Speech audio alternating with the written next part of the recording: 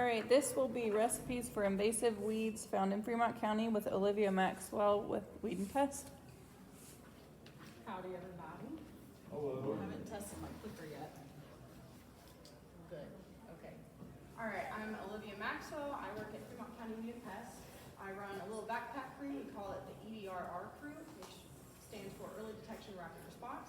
So our goal is really just to go out and find those small spitfires of infestation and try to treat those before they turn into really large infestations, which are going to be a little bit more expensive and difficult to treat. So our statement mission at Weed and Pest is we provide management services by applying integrated pest management practices that consider the environment, the economy, and the well-being of our resources. So we'll start out with some tools in the toolbox, these integrated pest management tools. What do you think the cheapest tool in the toolbox would be in regard to managing weeds? Anyone have an idea? Prevention. Prevention, right, but you can't prevent without education. So once you get educated, you look for dead seed stalks, you learn the plants at different times of the growing season, so when they're little guys to big guys to dead structure. And then you can start preventing them, like cleaning equipment. You don't want to drag your tractor into the field where there's an infestation of seeds and get all that mud and seed on that equipment and then take it to a new field that doesn't have any infestation, right? You don't want to take those seeds with you. So cleaning equipment, maybe feeding weed-free certified hay, which Weed and Pest does certify hay for free. Of course, we have another tool called biological control. So we have insects for certain weeds that target those weeds and maybe they feed on the stems, really just trying to stress that plant out more. Or maybe we have an infestation on a steep hill where you can't take a backpack, especially when backpacks have 4 gallons and it takes about 7 of those backpacks to treat just 1 acre. So maybe if you've got a whole infestation on a hillside and you can't quite treat it that way, biological control is a great stressor to limit that infestation. Of course, cultural control, like grazing. Some of us have goats, some of us have cattle. Some weeds can be grazed. And of course, mowing to limit seed production. Mechanical, I've done a lot of hand pulling, so if you've got a small infestation and it's a taprooted plant, and you can just pull that thing out before it makes seed, that is also really good. And of course, chemical. All right, so we'll get through some definitions real quick. So a weed is just a plant out of place. Most people think of dandelions as weeds in their lawn. It's not a weed to me because I like dandelions. I usually collect them and I fry them up in pancakes. So to me, it's not out of place. But to you, you might not want it in your lawn, right? Or you're a golfer. You don't really like dandelions on your turf. Now, a noxious weed is just a governmental designation that allows the use of public funding, tax dollars. And these weeds could be noxious or invasive, but they cause economic or ecological issues. So there's a vetting process through the Wyoming Department of Ag that votes on what weeds are designated noxious, and I believe we have about 30 or 31 of them right now. And dandelion is not on that list. So an annual is just a plant that starts from seed in the same year and dies. And it's a little taproot, so you can pull it out and it's not going to come back unless the seeds are in the soil. So a biennial lives 2 years and it'll start out as a rosette and it's not going to make flowering parts until the 2nd year. So the 1st year it's taking all the nutrients, going down to the root and storing up those groceries for the following year to make seed structures. So a plant like this you can chop before it makes seed and then it's dead. A simple perennial is a taprooted plant that lives more than 2 years and reproduces by seed. A rhizomatous perennial is a plant that lives 2 years and spreads by seed and creeping root. So you're having little families underneath the soil popping up. So you can't just hand pull that because it's just going to sprout more babies from that root. An herbicide is just an agent, usually chemical, for killing or inhibiting the growth of unwanted plants. And an adjuvant is something added to that herbicide that modifies the activity, so it's going to enhance that herbicide going down into that leaf structure.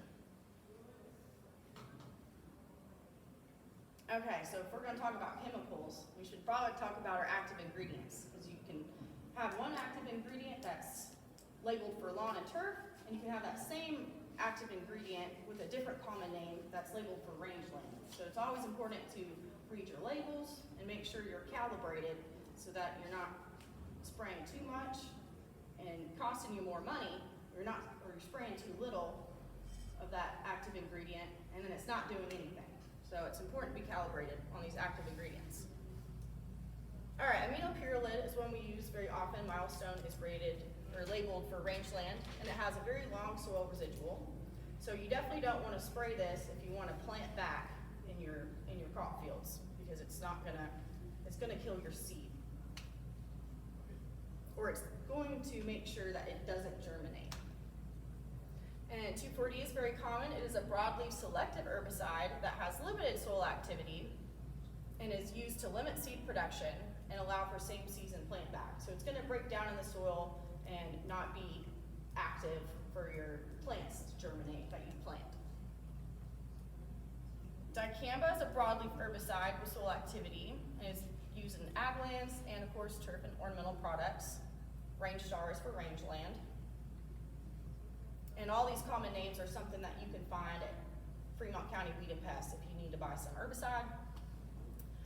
Glyphosate is non-selective. Does anyone know what non-selective means? Gonna kill everything. So it is foliar applied. So if it hasn't germinated yet, it's not gonna work. You can spray dirt and the very next day a plant might come up. So you wanna make sure that you got plenty of green leaf structure for that glyphosate to work. Chlorsulfuron is one that I like to use a lot. It is a little bit more expensive than other ones, but it is safer around trees than other active ingredients that work on the same plants. So it is a selective herbicide with soil residual. And you can mix it with dicamba or something similar, where the light dose of dicamba is going to be like a quick death to the plant while it's still actively taking that telar down to the root. So it's root control, and then if you mix it with dicamba, it'll burn the top off quicker than the telar would on its own. Usually takes about a couple weeks to really see that plant die without dicamba. And metsulfuron is similar, but it's not quite as safe around your woody species, and it is definitely cheaper. So if you're out in a field and you don't have to worry about your sagebrush or cottonwood trees, Escort's gonna be a lot cheaper for you. Imazepig is generally used as a selective herbicide, but high rates can be used non-selectively, so you can use them in bare ground sites. And quinclorac is a new one that we have in our arsenal. It works pretty good on leafy spurge. If you've been in the area for a while, I'm sure you know leafy spurge. Once you've got it, you can't really get rid of it, but you can control it. And Quinstar is pretty expensive, but it has a longer control lifespan. So we're seeing almost 2 seasons of control before you really have to treat it again. And same thing with mixing with a light dose of dicamba. It'll kill that leafy spurge faster, tip it over and burn it, while that quinclorac is still going down to the root. And if you do add a little bit of dicamba with it, you can add a little bit less Quinstar and make that a cheaper application. All right, so when you are mixing up your herbicides, some weeds, they have a waxy leaf or cuticle, and it's just gonna whip that herbicide right off if you don't use an adjuvant. Especially if you've got like little tiny hairs on the leaves, it's just not gonna sit on that herbicide or that leaf, and that herbicide's not gonna be absorbed, which is what non-ionic surfactant is good for. Instead of it'll take one large spray droplet on that leaf, and it'll make it into tiny little droplets and really absorb instead of just rolling off.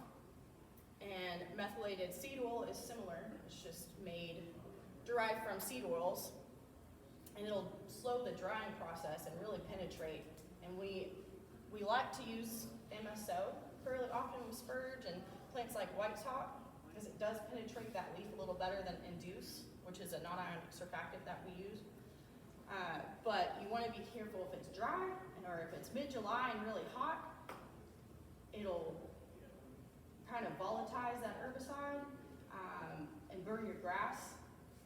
makes the herbicide just a little bit hotter. So Can you if stay the on conditions this aren't for good, just a second? sir? Sorry, can you stay on this Oh, slide for absolutely. just a second? Yeah. What is the word? Penetration is improved by solubulizing? Solubilizing the leaf surface waxes. That's a pretty fun word. What does that mean? I am still learning that one myself. It solubilizes in the leaf. Bob makes the Scheller, wax. do you know what solubilizing really stands It for? makes the wax coating on the leaf soluble. In other words, you can take liquid out, right? It's Oh, gonna make it- sure. Yeah, it's gonna make it not waterproof. Not waterproof. We're trying to get Perfect. the stomata, and it's covered with a waxy cuticle. And when we put oil on that, especially methylated oil, it's basically burning through that wax, for lack of a better term. The process of making something more soluble or breaking down a substance into smaller parts that can dissolve in a liquid. Sweet, thank you. Man, what a future we live in. Okay, everybody got what they need down? Okay. All right, now we'll finally jump into some weeds. So I've categorized these, and we're gonna start with the rhizomatous weeds first, then we'll get into taproot. So rhizomatous weeds, I'm sure everyone has at least one rhizomatous weed that they're trying to target. They can be a little more difficult to treat because they have these extensive root systems. So they're not just one plant, they're all sharing the same groceries under the soil. So with weeds like this, the seeds aren't as important because you probably have plenty of seeds in that soil already, and it's the root structure that you're wanting to target. All right, first one being Canada thistle. So this one's very widespread, which is why it is everywhere. Your stream banks, your ditches, if you irrigate, if you go fishing, I'm sure you've walked through some of this stuff. And so at one point, it did start by seed, one of these little rosettes, and then it just took all those groceries down and started making a whole family, which is a great time to treat this plant while it's actively growing and taking all that nutrients down to the root. And it's a good time to spray in this stage while it's flowering, bolt into flowering, pre-bud. Now, can you hand pull this? Probably not. Not unless you have just one little Canada thistle in your garden. You can start stressing that root by hand pulling it instead of applying herbicide. But you're gonna have to constantly be doing that. And if you don't wanna do that, then maybe moving your garden to a place where you don't have Canada thistle is effective. And there is some biological control available in the form of this rust. So really these little spores kind of hide photosynthesis from the plant, kind of prevent it from really growing and making a flower structure. I have a question about, talking about the example you did in the garden, like if you have one or two growing in your garden and pulling at it and whatever. Would like mechanical tilling for a thistle, is it one of these ones that like you chew up the roots and the roots still somehow become plants? Yes, everywhere you chop the root of a rhizomatous plant, it's going to sprout back up. So if you have a large infestation, you want to disc it or you want to chop it up, that is going to stress that root out. But when it does pop up, you do want to probably treat it with an herbicide, so pair those different tools together and Okay. stress that root out. So if it was in a garden, you could apply glyphosate, kill it, and then plant back in a week or so later, and you'll have controlled some of that Canada thistle, but it will probably grow again later on in the season because that root's still alive under there. Would you be able to say that then mechanical, like disking it or mechanical control without a follow-up of herbicide would be like almost more detrimental? Like, is it more problematic to just kind of chop it up and not do anything with it? As in spray it and not chop it up? No, opposite. So say Okay, I've got chop a it up and garden then and spray I it. rototill my Yes. garden and then I don't kill any of the starts that come up, then I've now just spread them everywhere, I've made more type of deal? If Is you that- don't spray it, yes, you've made more. You Okay. stimulated that root.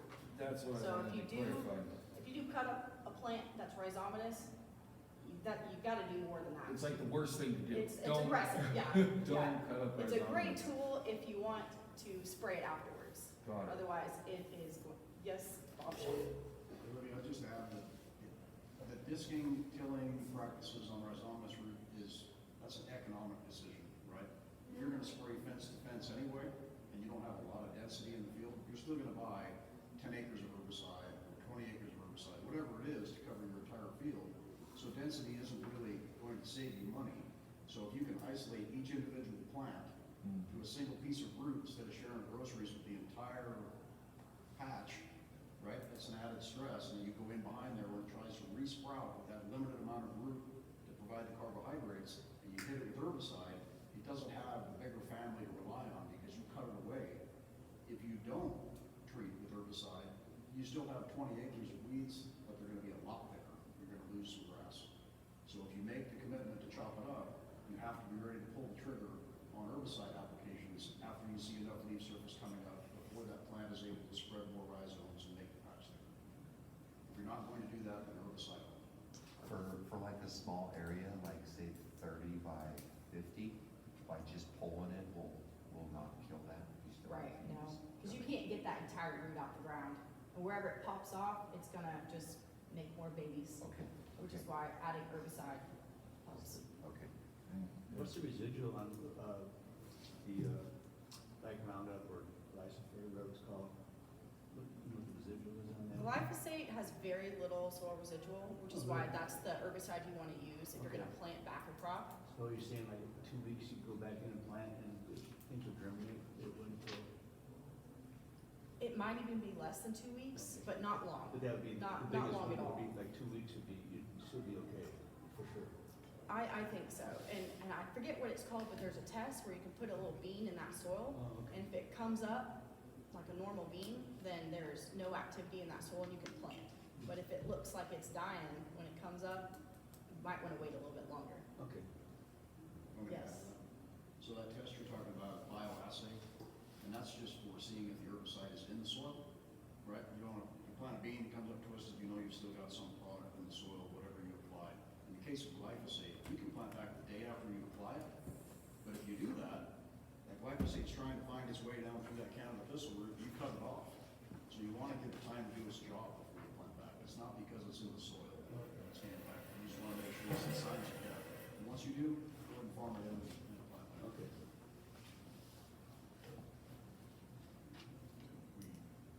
Okay, again, these little seeds, the little fluff balls that everyone's concerned about when the wind takes it and it just keeps on going. Root structure is what you're targeting. That'll kill Canada thistle.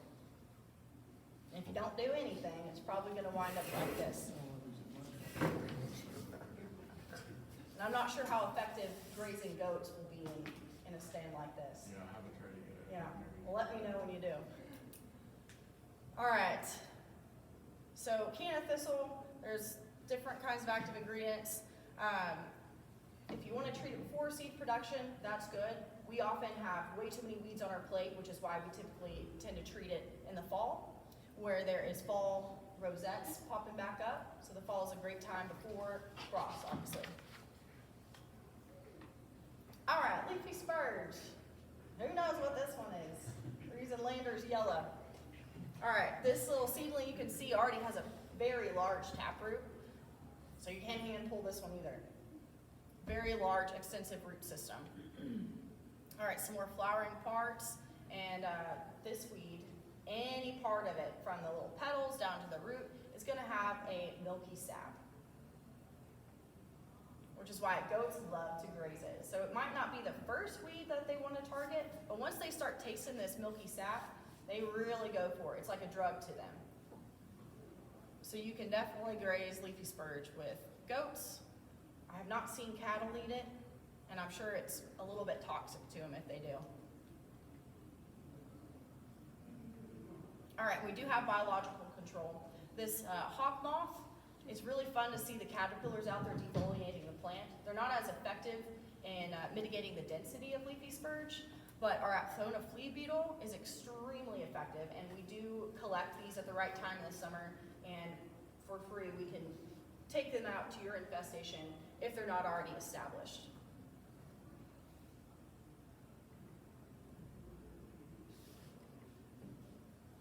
All right, like I mentioned earlier, our quinclorac dicamba mix is very successful. And if you have leafy spurge, you're not getting rid of it. So if you're not doing anything, you're not gonna have grass. You might not even have other weeds, it's just going to be spurge because it is so aggressive and likes to outcompete literally everything. So prevention is definitely the most important piece of mitigating this infestation. White top. This rosette has little tiny hairs that you might not be able to see. So if you do treat an early season weed, because white top's gonna be one of the first plants that pops up, so it's gonna take all the sunlight and really outcompete other plants since it's one of the first ones to pop up. You wanna at least make sure that you've got a couple inches worth of vegetation there if you're applying herbicide, and an MSO is definitely desired to treat this plant. Extensive root system. At this point, the flowers, they were white, and once they start turning yellow and seeding out, herbicide is not gonna be effective, and those leaves are not gonna drink it. So May, June is the best target for? Yes, ma'am. white top? Okay. What was that, I'm sorry? May and June is Oh. the best target time? And if you miss it, if we have enough moisture, it'll re-sprout in the fall, and you can treat it then as well.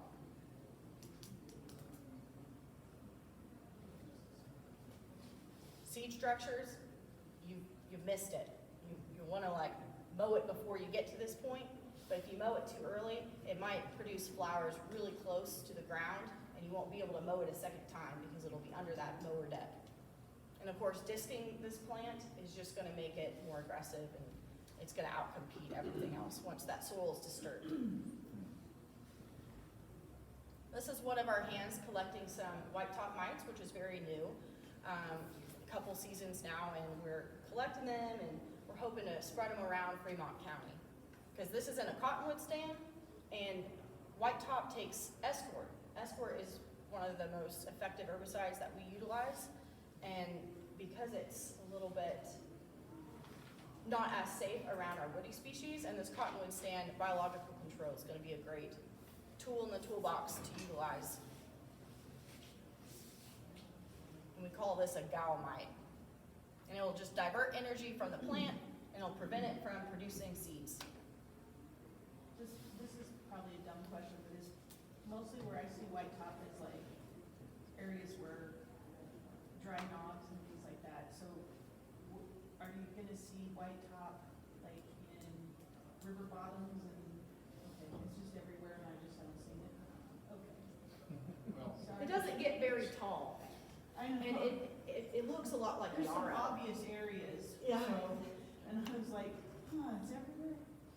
Okay. It can be found in very many places. And I'll talk about it again, but if you have a bunch of Russian knapweed and you treat the Russian knapweed, that's effective. The Russian knapweed's gone, but the first thing to move in is probably gonna be white top, Okay. which is why if you're part of our special management plan, we have added white top to our cost share list so that we can help spread some love to white top, because it is becoming more and more of a problem. So, aminopyrrolid, we often don't use milestone. We usually select Escort or metsulfuron, and you're gonna wanna treat at post-emergence. So when it's a little guy, a little rosette, up until pre-bloom. And once it starts blooming, it's gonna be a little bit late for it to drink that herbicide. And if you do select a dicamba or 2,4-D, it's not gonna be the best root control, but it will burn that plant for that season. So 2,4-D suppression of white top. All right, this little guy is kind of taken off here in Lander, and this is Dalmatian toadflax. This little rosette, if this is the only seedling that you have, and it's in sandy soil or it's wet, you can continue to keep hand pulling it if it ends up in your garden, but it also has that extensive rhizomatous root system. So this is a great time to apply herbicide.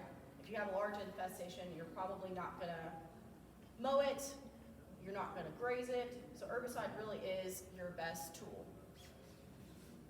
And of course, after flowering, you can still apply herbicide when the pretty little snapdragon flowers pop up, and that's probably why it's here. It was an ornamental plant that jumped the gardens, and it loves dry, rocky soil.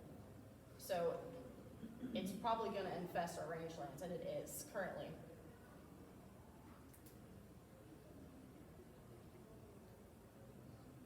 All right, so I like this picture a lot because it's got dead structure. If you're walking around and it's before this flower stage, if you see this along your fence line, you probably have toadflax that you've missed. And each one of those little seed pods makes thousands of little tiny black seeds, and they're viable for a very long time. So if you know what to look for with dead structure, if you're walking around in the hills and you see dead structure, you probably have an infestation, and that's something cool that you might want to report to us as it is taken off and we want to stop it from becoming the next leafy spurge. So Olivia, if folks aren't from the Lander country, just somewhere else in Fremont County, and they find this, how much will it cost them for your crews to go out and work on it? Free 99. If this is outside of Lander, it is a high priority weed that my crew will go out and treat for free because we want to stop it in its tracks, keep it from spreading all across Fremont County. Can you burn that stuff, the dead stuff, will that kill it? No. I'm sure it'll burn, but those seeds might already be in the soil. Gotcha. And speaking of fire, toadflax loves wildland fire sites. So if the seeds are in the soil and we got fire come through, So- it's gonna be the one that takes off. The heat. Might not be the best thing to do for it. Understand. But you can bag it. If there's still seeds in there, you can chop the flower heads off right now, and then you can also bag the seed structures if you don't have very much. And this is what I was referring to earlier, that you might not choose backpackers for this. You'll want to prevent this from happening because 7 backpacks for 1 acre, this is more than an acre, and it looks pretty steep, which is why prevention is one of our #1 tools in the toolbox. If you know what to look for, you know what to report, and then it won't turn out like this. Of course, we have really cool biological control for it as well. And these beetles feed on shoot tips and lay eggs in the stems. And if you're at a lander and you know where the bus is, we do have established biocontrol out there. And you can go out there and pick a dead stem, break it in half, and you'll see these little guys in there overwintering.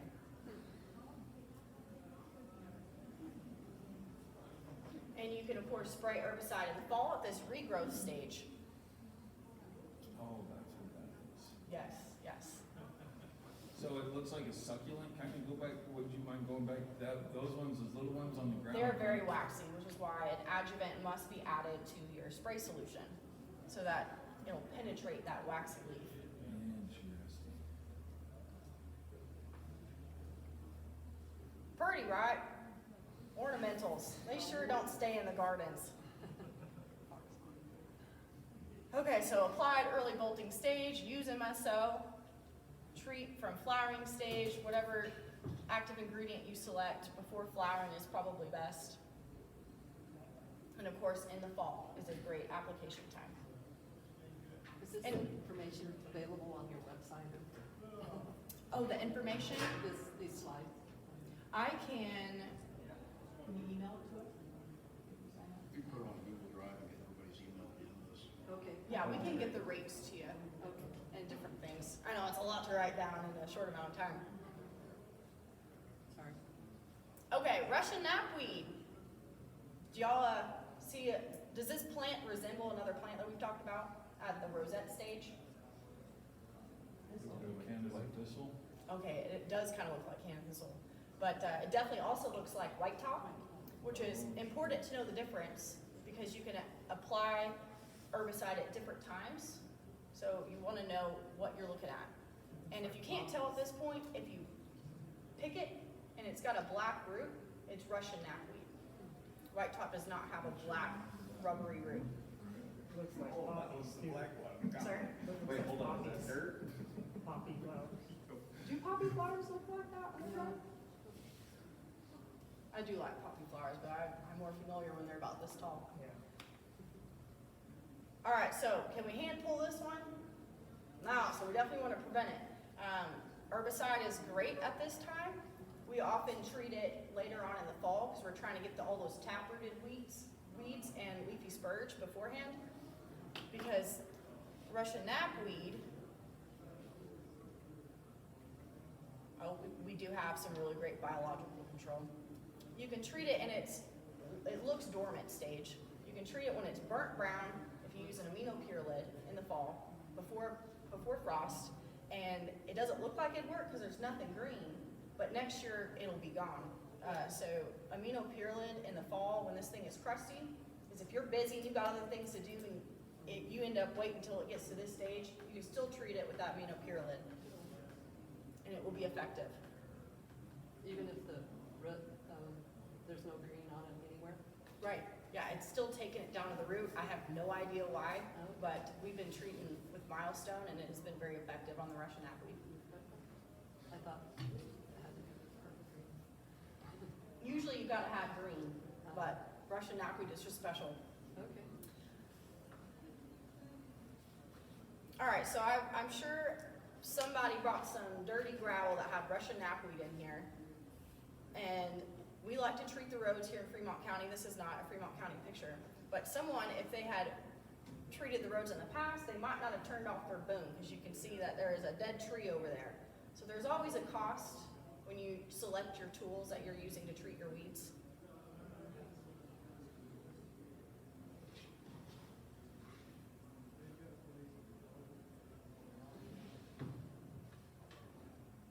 All right, field bindweed, definitely one if you have a field, pasture, a hay field. This guy likes to really climb up and steal all of the sunlight from either your native forage or whatever you planted crop.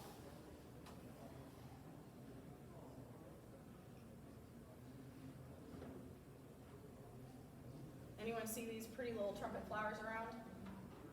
Yeah. This one is a tough one to treat. I don't believe cattle graze it. You can mow it if it's starting to climb up things, but it's just gonna create that below mower deck seed structure underneath the mower deck.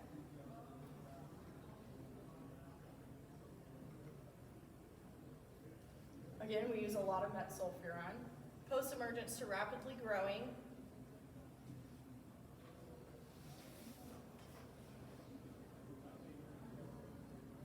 Now, if you're in a hay field and you've got a lot of this, if you add MSO or any kind of adjuvant, you just want to be careful that it's not in July when it's really hot and volatile and is super, super hot of a product and burns your grass. I don't treat a whole lot of this. I don't see as much of it as y'all might. Ooh. All right, we'll get into our taprooted plants. A little time check. Okay, probably go through these pretty quick. So what's the difference between taprooted and rhizomatous? Yeah, they can. An annual doesn't go very deep. They don't spread. Right. So you can mechanically pull these up from the soil. But if you have a whole bunch of it, you're going to spend your entire summer hand pulling this stuff up, which is why we have all kinds of tools to choose to treat these. All right, this is baby's breath, and this little ligule here will turn purple. This isn't very purple, so this is still a great time to apply herbicide. But once it turns purple and starts flowering, it's gonna probably not drink that herbicide. And it is a tumbler. So you wanna treat it early because the wind will take these seeds anywhere that it goes. So if you're walking your fence lines and you see something like this getting caught, you'll wanna go upwind and see if you've got an infestation on your place. So if you have a couple of these, you can hand pull them, but the roots are extremely hardy and go very deep. So if the soil's not wet, it's gonna be difficult to even manage it that way. Of course, when it turns purple, you can still treat it with herbicide and try to catch any babies in the soil, but you probably won't kill this plant this season. Dead seed structure you might find. And it is very hardy in the rangeland. It was brought here as a crop to sell to florists. So around Ocean Lake, we have a pretty good infestation. And this is on our S&P program list for cost share. And if you do nothing, it's gonna really outcompete all of your native forage and forbs. More active ingredients. So the goal here is really to treat before seed production, right? All right, hound's tongue. This one is one of my favorites. I've done a lot of work with hound's tongue, and this is at rosette stage. Great time for herbicide, and it being a biennial plant. Is it gonna make seed this year? No. No, so great time to treat it. At this stage, you can chop it, you can mow it, you can bag the seed heads, but this plant's dying this year, so you wanna get it before it's making all of its babies. And you can mow it. It is toxic to livestock, so you're not gonna graze it. I haven't heard about goats, but it's toxic to cattle and horses. So is that two different pictures of the biannual? Like, is the one on the left the first year and the one on the right the second year? Correct, yes. This first one is at rosette stage. However, And does in it its just- second year, it will look like this rosette stage and just start to bolt Does into it this. just stay at that rosette stage for the entire first For year? the entire first year. And then they're only like yay big, or do they get yay big? They're only a bit, Okay, but they'll grow up tall on the second year, on the second year. when they bolt and make those little bell seed pod things. Yes, so hound's tongue is one of the first weeds that we try to treat to prevent the seed. And at this stage, herbicide, it might be getting a little bit too late for it, so you'll wanna treat it before you start seeing those little nutlets. Like here, great time to chop, perfect time. Bag those things up. We do a lot of that in Sinks Canyon. Or else it'll turn like this. If we don't choose any tools in the toolbox, it's gonna look like this. All these dead seed structures in its third year. So it's dead, it turns into all of these real Velcro-y seeds. And it's becoming a problem in our riparian areas because wildlife, cattle, your dogs, your shoelaces, you go through these pretty sites where this hound's tongue is, and you're gonna move that seed wherever you go next. Because the Velcro sticks to even your bare skin. So you definitely wanna prevent by checking your fence, cleaning off things.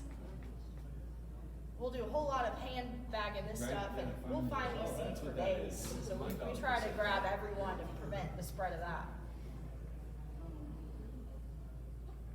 So there's always a cost when you select your tools. Herbicide, our core sulfuron, we use a lot of Telar, more expensive, right? Safe around trees. But if you're out in the field, Escort's gonna be what you wanna select. And so let's say you have a whole bunch of hound's tongue in your chokecherry bushes or your willows. Are you going to select herbicide to be your first tool? Probably not if you want to keep your chokecherries, because there's so many seeds in that soil that once you've sprayed your woody species, you're going to have hound's tongue next year. You're not going to have your desirable species. So that's where you really want to go in there and weigh the options of what do I want to have here in the long run. My woody species that take 50 years to grow, or hound's tongue that you're going to have there anyways. So bagging seed structures and trying to prevent that is going to be your number one tool. All right, spotted knapweed and diffuse knapweed, pretty high priority here in Lander, and well, in Fremont County in general. And you'll know you're looking at knapweed because to me it looks like the leaves are kind of flipping off, or at least it feels like it because I've done a lot of hand pulling. And when a weed likes dry soils and can grow in a crack of a rock, it's really difficult to pull them at this stage and get the entire root. So they're probably going to come back next year if that's your method. See, they kind of look like hands. And it's not widespread in Fremont County, so this is one I'd really love for y'all to learn. And you can't graze it. So diffuse and knapweed, spotted and diffuse knapweed are similar but different. So you'll know it's spotted because the little bracts are black, and from far they look spotted, and you can see that in the dead structure. If you're walking and it looks like Russian knapweed, but there's little black spots on that dead structure, it's a worse weed to have. It'll be spotted knapweed because they like dry all the way to riparian kind of sites, can grow anywhere and really take over and outcompete native plants. And diffuse just has spinier bracts, but the real difference between these two is diffuse is also a tumbler, like baby's breath, and will dry at that crown and really break off and go wherever the wind takes it. And Wyoming is pretty darn windy, so it could take that infestation really far. Our biocontrols.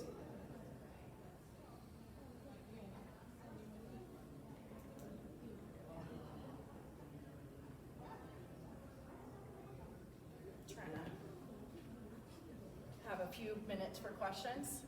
So Olivia, I think the important thing with both of those species is not so much that you know how to control the pesticide, that if you can learn how to identify it, you call Olivia anywhere in the county, we'll take care of that problem at no cost.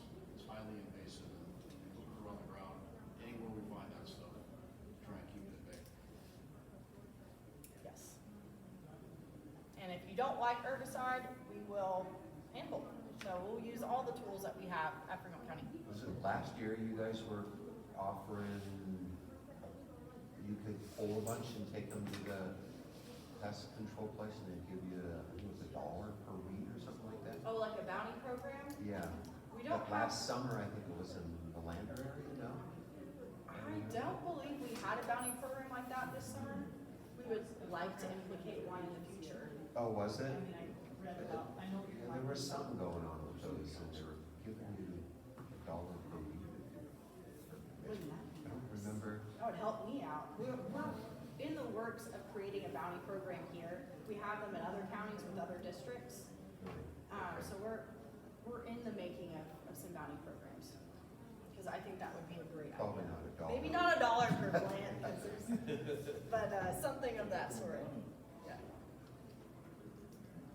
Okay, black henbane is another biennial. So rosette stage first year, and then you definitely want to treat it before the flowering. And it often likes to invade brand new rows. You brought in gravel that had this kind of infested seed, and really likes dry gravelly sites. So you can chop it at this point, or if it's in your field, you can mow it. But the timing is very important, because if you do it too early, it's gonna flower just lower, right? I have a question about chopping and collecting, versus mowing. Like, what is your opinion of mowing with like a bag, or somehow mowing and collecting? Is that sufficient enough to like collect those seed heads? Or is it really like the only true way is to chop and to like put into a bag? Well, you really only need to put it in a bag if it's already seeded, which, here, this is when you bag it. So Before, if you're just cutting flowers. you just cut because it has no more energy left in that root to make more seed, to make more babies, or more upward. The groceries in the root, you've exhausted it. There's nothing left to shoot those flowering parts. Gotcha. Now, in its first year, if you just pull some leaves and the root's still there, it's gonna come back the next Yeah. year. So you wanna get the tap root if you're treating mechanically that first year plant. This is when you bag it. It's already seeded. It's definitely not gonna take any herbicide. And this was a site, anyways, I've never seen black henbane do this, but I did. And so we did treat it, even though it was too late. We did a broadcast herbicide, mostly to get the germinating plants this spring. So we're gonna see what that looks like after applying herbicide too late, once it's already made seed.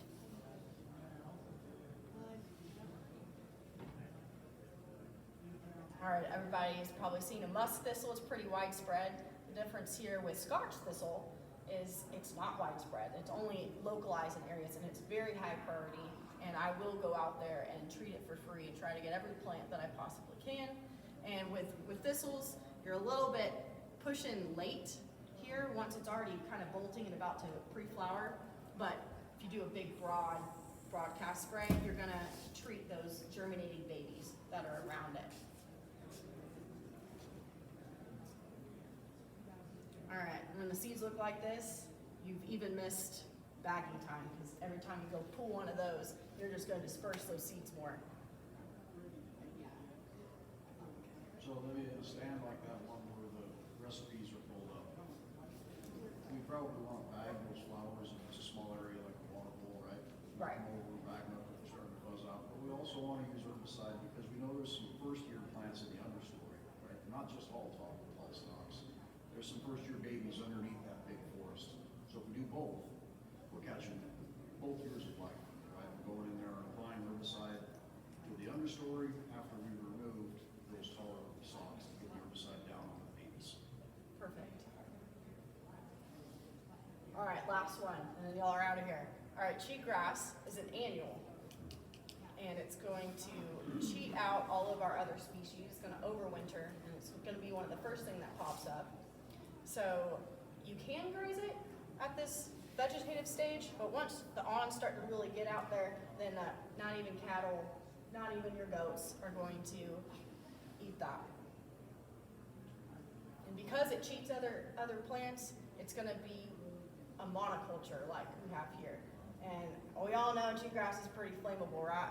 And sagebrush cannot tolerate a fire regime that's going to be, like once every 5 years instead of once every 25 years. And once that sagebrush is gone, do we have wildlife habitat? No. No, so we definitely want to prevent cheatgrass, and we have some very good, just an example. Cheatgrass where it's yellow, no cheatgrass where it's green. And we use Rejuva, which is really expensive, and Dazaflam. It is a pre-emergent, and we have really good control about 4 years or so. And so we're working on some programs where we'll have aerial treatments, treat the cheatgrass, and you'll use that Indazaflam on bare ground. All right, so the cheatgrass that's already up, you're not going to kill it. You're really just trying to get a layer on that soil so that the little short-rooted annual of the cheatgrass can't germinate through that barrier, whereas our bunch grasses that have deeper roots, it's not going to affect it, and it can grow instead of the cheatgrass. If you graze that in the spring, then you can do late season treatment. No, so when you do what in the spring? Well, If you graze? yeah. So when you're using Indazaplan, especially, as Olivia said, it's pre-emergent, right? So we're trying to get it on the soil, so if you graze, you can come in right behind the grazing because you've exposed the soil, you graze it off. Lay the Indazaplan down, that stuff's gonna stick around for about 4 years, and it's gonna stop germination come September. And you don't need to do anything again except not move the soil. So if you spend the money on Indazaplan, and then you go in there on your ATV and you drive through your treatment site, anywhere you pick the dirt up with your tires, you've created a strip of ground that no longer has Indazaplan in that top half an inch, and that's where the cheatgrass will come back in. Yeah, so we're gonna create that, kind of like paint job, we're gonna create that in area. June, after you graze it pretty hard. Yeah, we're putting Indazaplan down in late June. And it's for the fall germination event because it's Cool. winter. Yep, and if we're using Imazapic, we wait until the fall, which is plateau. And the reason we wait until the fall is because Imazapic can impact range grasses that are up and growing in green, where Indazaplan does not, and Jupiter does not have any foliar uptake. So if you're gonna use plateau, it's every other year we go with Imazapic. And you have to wait until all the good grasses are brown and then try and get it on the soil, otherwise you'll impact your range grasses. So anytime during the summer for Indazaplan, fall only for Imazapic. And then you can put cattle back, or critters back on. You can spray while there's no grazing restriction, you can spray while they're grazing. The important thing is the canopy. If you're in a slot, let's say it's old sheep ground, and it's just a solid layer of duff, it's not gonna hit the soil, so it's gotta be cleaned up first. Once it's cleaned up, you can spray with livestock and pasture. Interesting, thank you. Well, thank y'all for listening. Good If you job. have any questions, I can get the best answer I can for you. So thank y'all. You said they'll be available